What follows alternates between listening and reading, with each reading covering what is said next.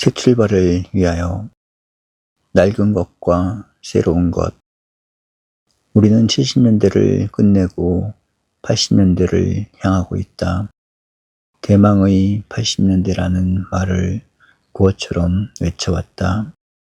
뿐만 아니라 우리는 작년 10월 26일을 계기로 조용히 새로운 출발을 다 같이 다짐하고 있다. 그러면 우리는 밝은 내일을 위하여 무엇을 버리고 무엇을 택해야 하는가? 버려야 할 낡은 것은 무엇이며 택해야 할 새로운 것은 무엇이겠는가? 지금까지 우리는 지도자가 있어야 번영과 발전을 가져올 수 있으리라는 지도자 중심의 생활을 해왔다. 후진 사회일수록 국민들은 지도자를 중심으로 사는 습관에 잡힌다. 그것은 좋은 가정이 있어야 훌륭한 집안이 될 수 있다는 생각과 비슷하다. 물론 어린 자녀들이 성장하기 전까지는 아버지로서의 가장의 역할이 중요하다. 그러나 자녀들이 자라 20대가 되면 지혜로운 아버지는 서서히 뒤로 물러선다. 자녀들과 함께 가정을 이끌어가는 것이 지혜로운 태도라는 사실을 알게 되는 때문이다. 그러다가 자녀들이 30이 가까워지거나 30이 넘으면 그 아버지는 성장한 자녀들을 앞장 세우고 자신은 계획적으로 가장의 위치를 물러서는 법이다. 그래야 독립한 자녀들이 가장만큼씩의 발전과 행복을 누리게 되며 그것이 가정의 정도인 동시에 지혜로운 아버지의 취할 길이다. 30이 넘은 자녀들까지도 그대로 책망하면서 이끌어가기를 원한다면 그 가정이 잘못되었거나 그 가장이 지혜롭지 못했다는 결론이 된다. 국가 설립도 사랑의 관점에서 본다면 큰 가정과 다를 바 없다. 그러므로 선진사회는 한 사람의 지도자를 중심으로 운영되지 않는다. 정당의 지도자들이 발견해주는 지도 이념으로 그 사회가 발전하기 때문에 개인 지도자보다는 현명한 지도층이 요망되는 법이다. 그러다가 그 국가가 더 성장하게 되면 자각 있는 중견 국민들에 의해 국가의 발전과 번영이 영구히 이루어진다.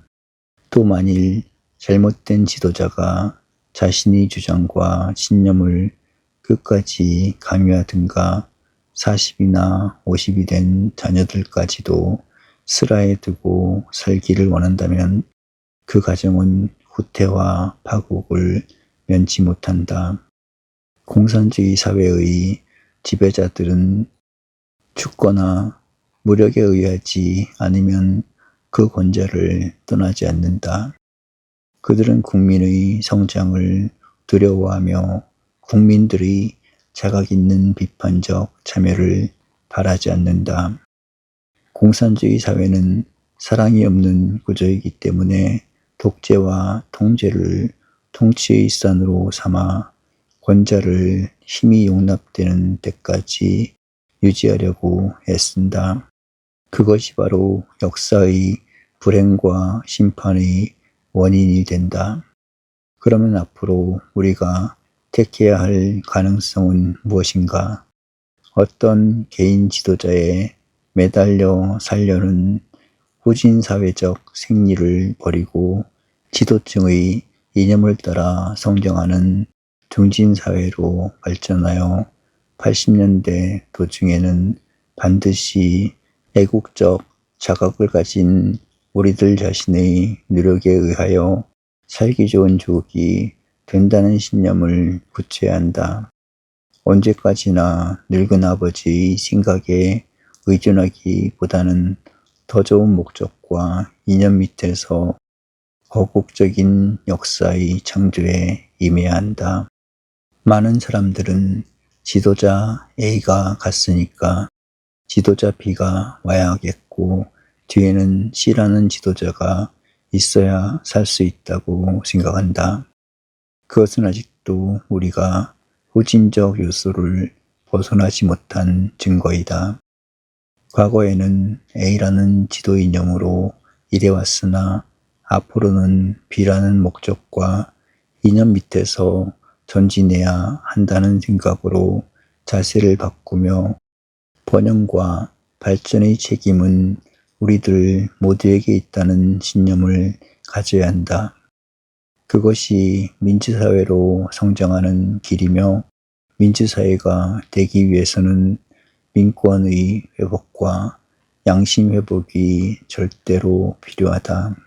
이 두 가지 국민적 책임이 없이는 우리는 민주사회를 건설할 자격을 잃는다. 둘째로 우리에게 필요한 변화는 어떤 것인가? 좋은 사회란 우리 모두가 즐겁게 일하며 기쁘게 참여할 수 있는 사회이다.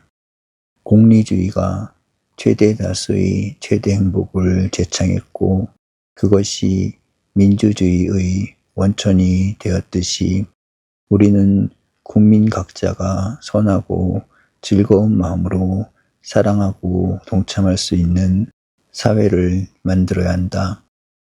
그러나 불행하게도 현재까지는 그렇지 못한 점이 많았다.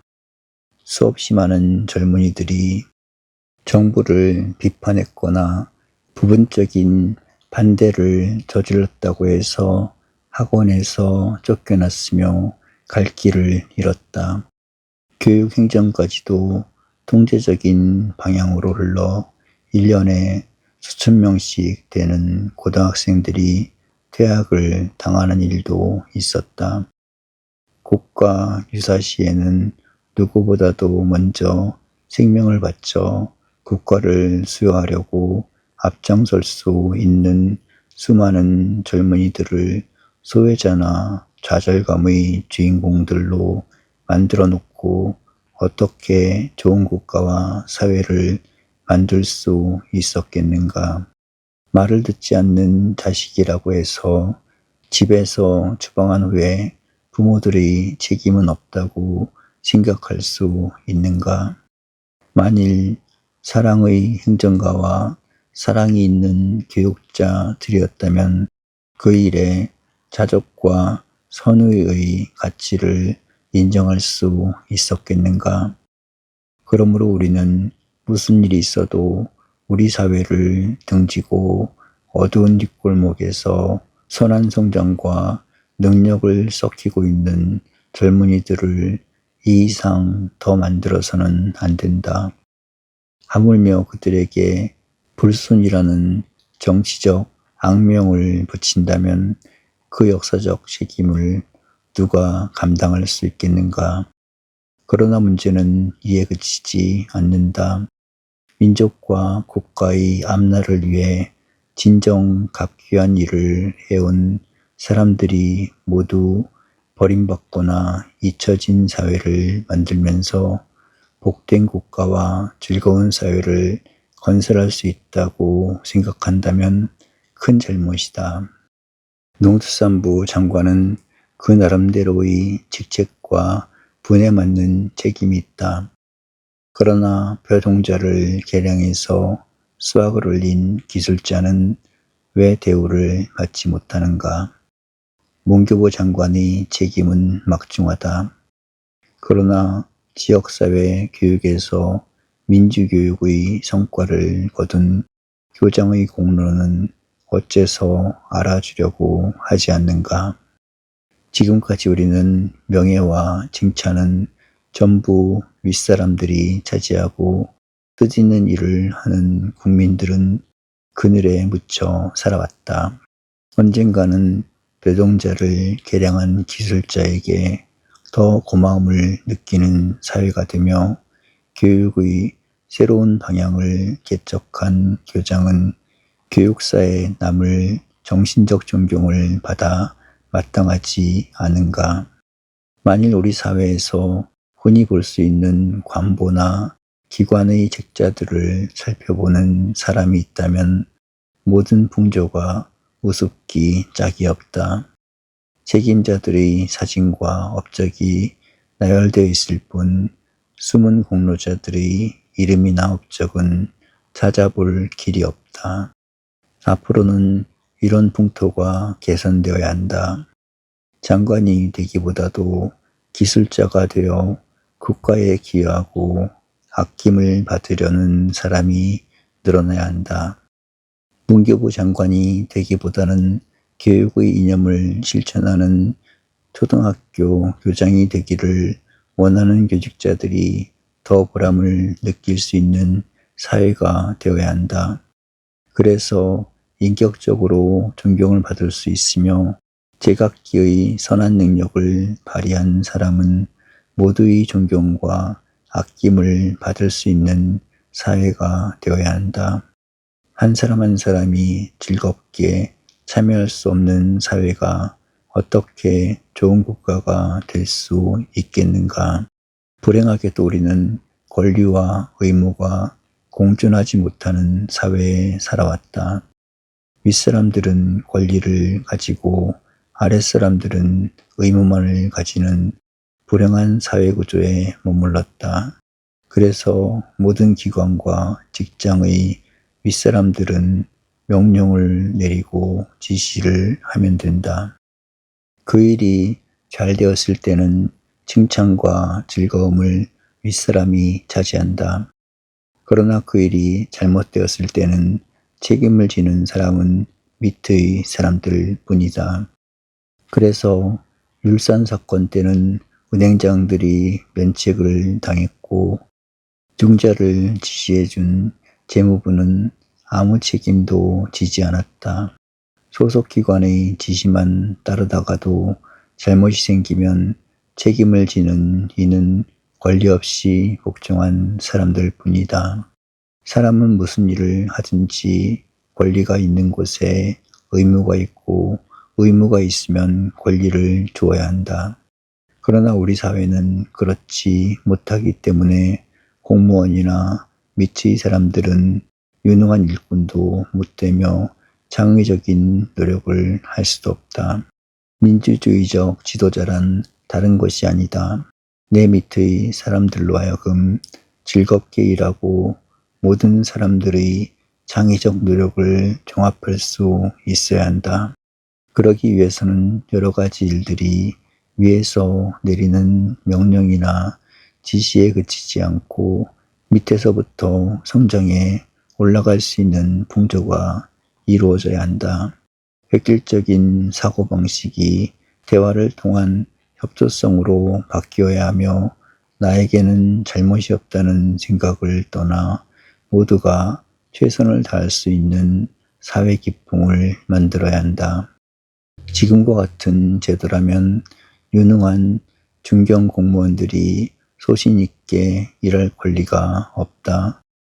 머리와 손발만 있는 사회와 다를 바 없는 불행을 되풀이해서는 안 된다. 그러므로 의무가 있으면 권리를 주고 권리가 있으면 반드시 의무가 뒤따르는 책임사회가 되어야 한다. 내 말을 잘 듣는 부하를 찾지 말고 맡은 일을 유능하게 할 수 있는 일꾼을 골라 일을 맡기는 풍토가 아쉽다.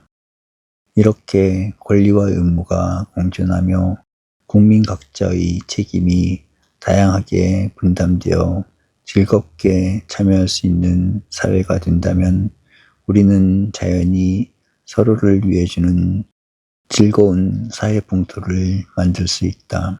따뜻하고 정이 통하는 사회가 동양적인 전통이라고 우리는 생각한다. 그렇다고 합리적인 판단과 선택을 무시하는 것은 아니다. 합리적이고 창의적인 노력과 성장이 있으면서도 서로가 서로를 위해 줄 수 있는 사회 기풍을 만들어야 한다. 공무원은 국민을 위해 주며 국민들은 공무원의 수고에 감사하는 풍토가 생겨야 한다. 정부는 국민을 위해 노력하고 국민들은 정부의 뜻에 협조할 수 있는 풍토가 아쉽다. 내 직업이 제일이라는 좁다란 생각을 버리고 모든 직업이 내 직업과 같이 소중하며 내가 남을 위할 수 있을 때 남들도 또 나를 위해줄 수 있다는 생각을 같이 해야 한다. 왜 우리는 이런 변화를 강조하는가? 우리가 바라는 사회, 우리가 선택해야 할 사회의 원 장래는 사랑에 뿌리를 둔 인격사회를 만들자는 것이 우리의 이상인 때문이다. 서로가 서로를 위하고 사랑하며 인격적인 교류와 협조가 이루어지는 사회, 그것이 지금의 선택인 동시에 미래의 이념이 되는 것이다. 이러한 모든 판단과 선택이 어떤 지도자에 의하여 이루어지기를 기다리지 말고 우리들 스스로의 선택과 노력에서 건설해 가자는 것이 밝은 미래를 위한 책임과 의무인 것이다.